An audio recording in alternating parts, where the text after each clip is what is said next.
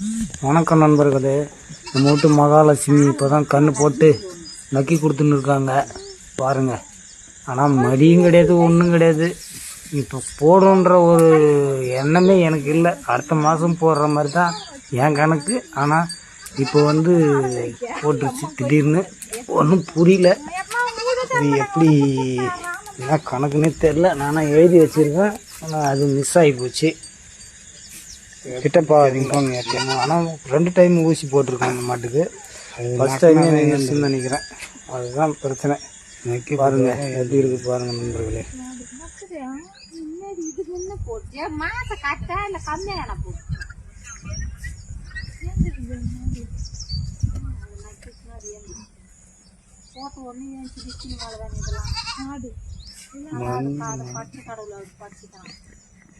அதாவே பால் குடிக்கணும் போட்ட உடனே.